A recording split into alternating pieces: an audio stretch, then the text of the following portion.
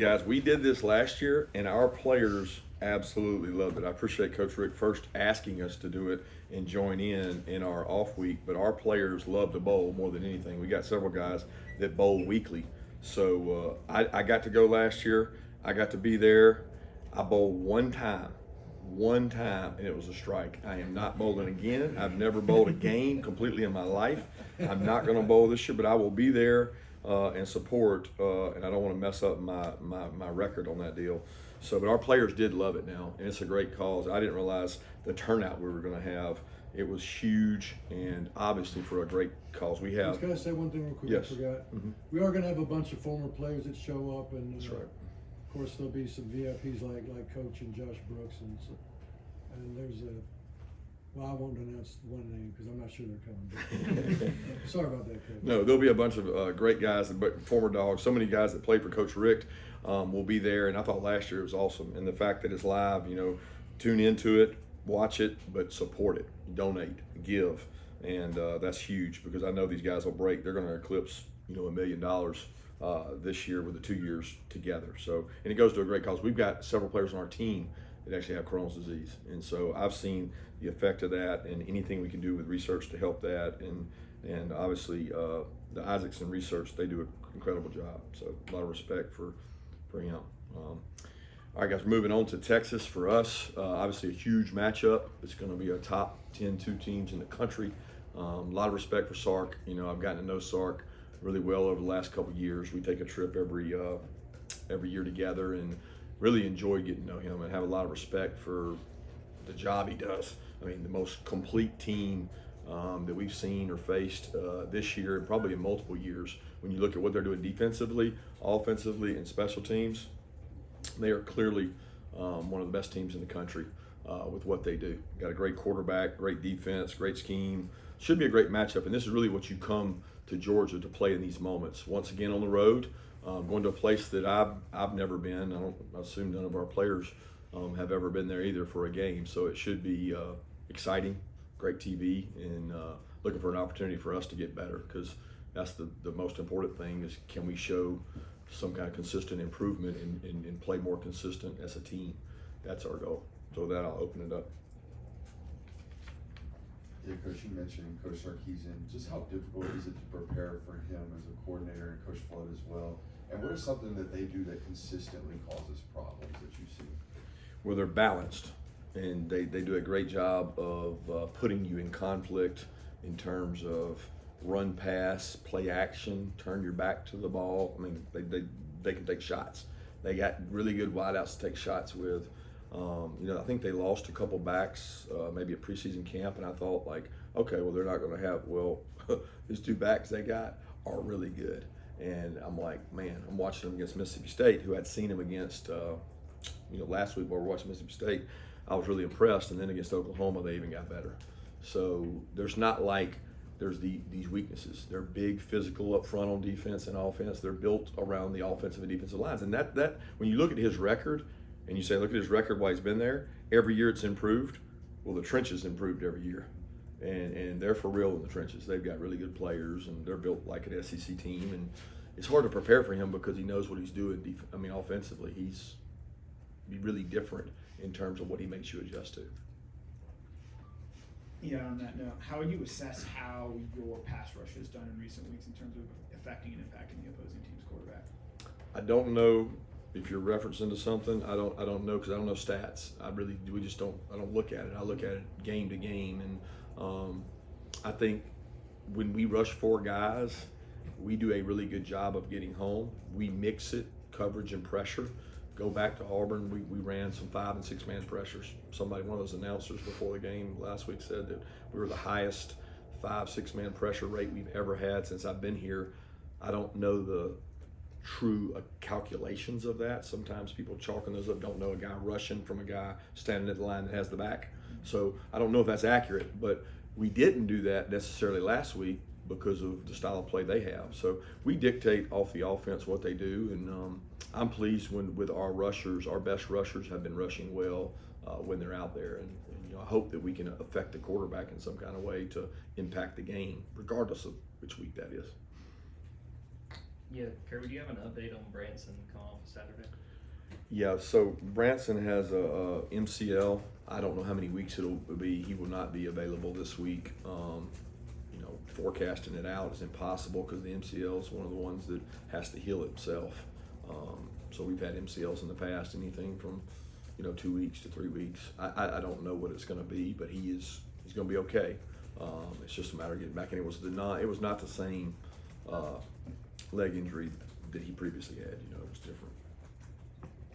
Kirby, have you had a chance to go back and look at the incident in Mississippi State game, the shoving? Have you had a chance to call Coach Levy and find out if he may hear it himself? Yeah, absolutely, I have, and I'm glad you brought that up because after you guys said that in the press conference, I went back and watched it, and didn't even realize that I had run into him. But I reached out to Levy that night and talked to him, and he said the kid was great. And then yesterday I talked to Mike and told him, I had no intentions or ill will towards him at all. It was, if you've ever been on the sideline in a game, it's pandemonium. It's really pandemonium when you're trying to change personnel and you only got 3 to 4 seconds to do it. And we were bad off in a bad personnel grouping against empty that we actually had messed up the week before. And so I was trying to get the shoe in to get that changed. But I reached out to the kid. He was great. He's a really good player. He's going to be a good player in this league, and he played better as the game went on against us. Coach, Quinn's obviously their starting quarterback, but Arch Manning has played a couple games this year. When you go into preparation for a quarterback, how much does that impact knowing that one has played, multiple games this year as opposed to just someone being a starter consistently throughout the season? I don't really understand what you're saying. Do we prepare for 2 quarterbacks? Well, how do you go about that when you've seen tape and a lot of film on a backup as well? How much does that go into a game plan, knowing that 2 quarterbacks have a lot of tape? No, I don't. It doesn't change how we prepare. They're different style quarterbacks, but they're not really different style quarterbacks. They're both really good. I'll say this: you watch the games that Arch played. He played really well. He did some really good things. I mean, look at his numbers. He played.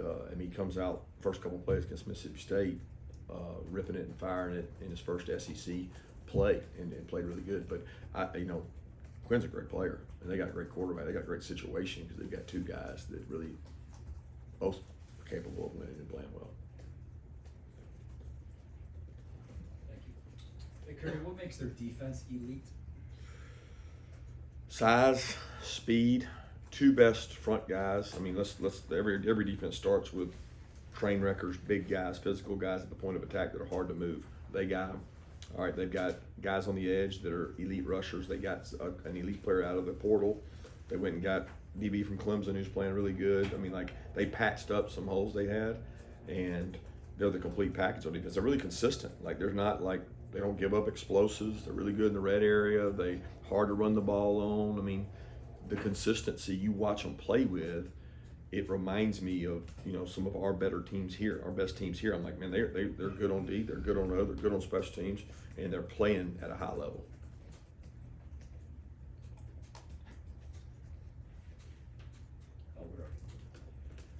Coach, obviously you're pretty intense on the sideline. That might have lent itself on that particular thing. I think one of y'all's tenets is composure. How would you rate yourself on sideline during games as far as composure goes? Depends on what happened. But I mean, and realistically, I think that's something that Jackson Meeks and I talked about last year. It was great because we had a fumble or something on punt return, and I was upset with Ladd, and Jackson came over and said, "Composure card, coach, composure card." But sometimes that is there's an intentional look. You got to be intense. You got to know what you got to do. You got to understand that. But that's important. Our players talk about that all the time, and I think we had several penalties in that game that had a chance to lose composure, or they had a chance to lose composure, that were teaching moments too, whether that's Damon or Chaz's or London had a play where he had a drop and came over there. I think those were great teaching moments for players, and try to do a good job helping them with that.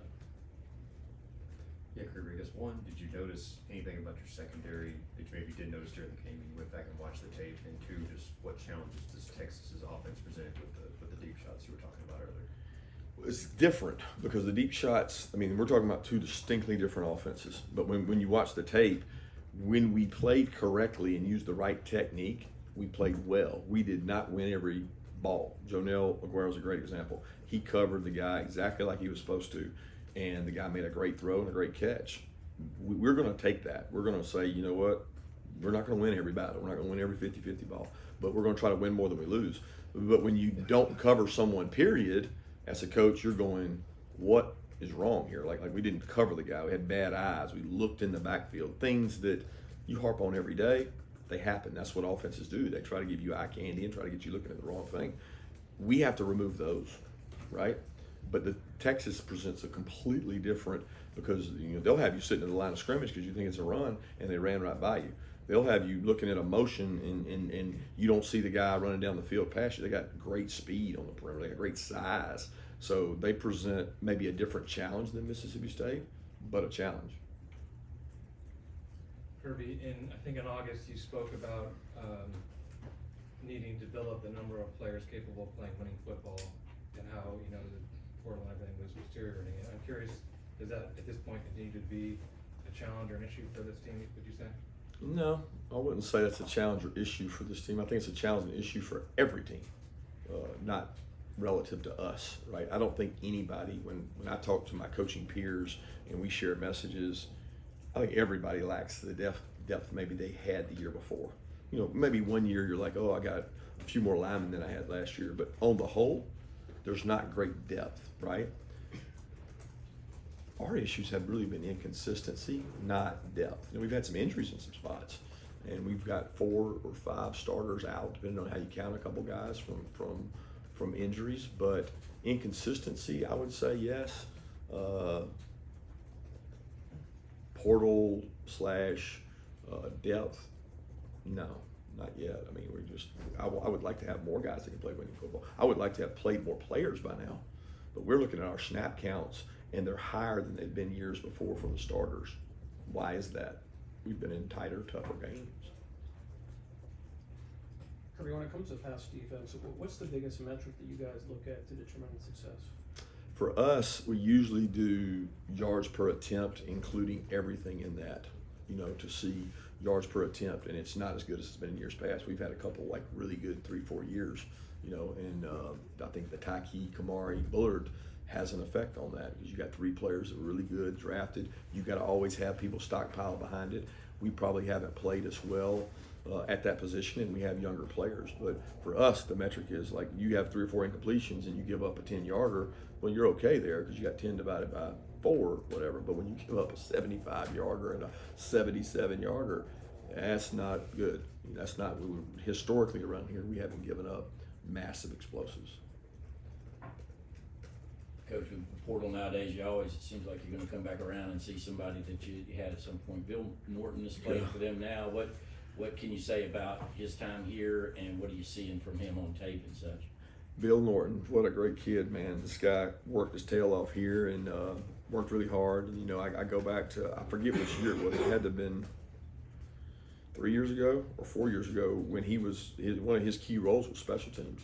He played on our field goal protection unit and was the best at doing it we had. And he was a backup defensive tackle and played some snaps, but that was his role. And I want to say maybe the Ohio State game or one of the games we lost somebody, and he had to go in and take over and play a role at that. And he did it with great pride. He was always positive and enjoyed practice and was fun to be around, funny guy. And now he's been, I guess, 2 places, and he's playing for them, and he's doing a really good job. He subs in and rolls in as one of their backup DTs. Yeah, their tight end, Helm, kind of really big game last weekend. What type of challenge does he present with his size and length? Well, first of all, he's a tremendous blocker. He's not a one-way tight end. He's got great size. I mean, this guy's huge on film, but he's a great pass catcher.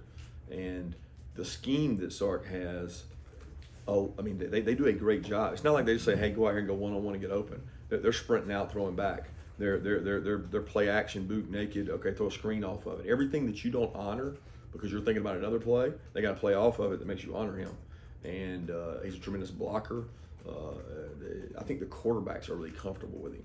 So when you get zone elements and holes in zones, they trust him to go to be at that spot and catch the ball. But I wasn't aware of him going into the week because I had not really heard of him. And now watching tape, this guy's a really good player. And you're right, he had a big game last week. Yeah, what have you seen out of Michael Williams in recent weeks as he pushes through that ankle injury and tries to get out there and with you guys? I've seen just that. I mean, you don't see much out of him until the game. I think he had 6 or 8 snaps against Auburn and 10 or 11 snaps this last game, Mississippi State. So, I mean, he looked better to me during the week this past week. So what we were able to do Auburn game was getting better to Mississippi State, and now we've gotten another week under our belt, and we're hoping that he's healthy and full and ready to go. But again, I don't know that until we get out there. But I don't get a great evaluation during the week because he's only been able to do some of the work. Yeah, Coach, you've obviously been familiar with Sark for several years now. How much have you seen him change now that he's kind of got the full reins of the operation, and particularly as a play caller and designer? Yeah, I don't know that he's changed as a play caller and designer. His elite ability is to get players the ball. Like, that's what he's elite at, because he's had really good wideouts before, and they were really good. He's had really good backs, and he found ways to get them the ball. He's had good tight ends like he has now, and he's finding them ways to get the ball. And his offense is it's not. I mean, it is complicated because it has motion shifts and a lot of window dressing, but he gets back to the plays that he's going to run, and he's able to be versatile enough to say, okay, I got this guy, I got to get this guy the ball. And some of the plays are like ours now, where they're not built for one player. They're built for, what does the defense do? I'm going to get it to my weapons. And there's probably more similarities between the two offenses than some of these offenses we've faced. His overall stats, Quinn's don't really jump off the page, but there's one thing he has, it's surprising more than Carson's completion percentage. Is that just, he's just effective in that way, leading, doesn't really care about how they're scoring, but just the fact that they're scoring? I guess what jumps off the page when taking a look at Quinn as a leader for that offense? His awareness. Like, there's nothing that he sees he hasn't seen. Quarterback, you get confidence by playing the position. You're not going to have some guy that just doesn't play and go out there and play great. He's played a lot of football. He's a really good athlete. He's been in Sark's system. I mean, I think the comparisons between he and Carson are so similar in terms of the kind of quarterbacks they are. They're both better athletes than people think. They both have awareness of coverage, and they're really good in the pocket. I mean, this guy's taking off and hurt people running when he needs to, but he also can stand in the pocket and make all the throws and change the protection. So I've really been impressed with him, but that was the case, even last year when I saw him play. Have time for one more question? Coach, just from an identity standpoint, what is the best case scenario? I mean, every team is a little bit different, but what are you looking for this team to fulfill as you grow it and the season progresses? I want to see them play their best game against Texas. I mean, simply stated, we have not played our best game. We have not put a complete game together, and that's what every coach's goal is, right? To play your best game moving forward, and that's what's going to be needed to go on the road at Texas and play. We got to play better, and that's the only goal I'm thinking about right now is how we play this week. Thank you, guys.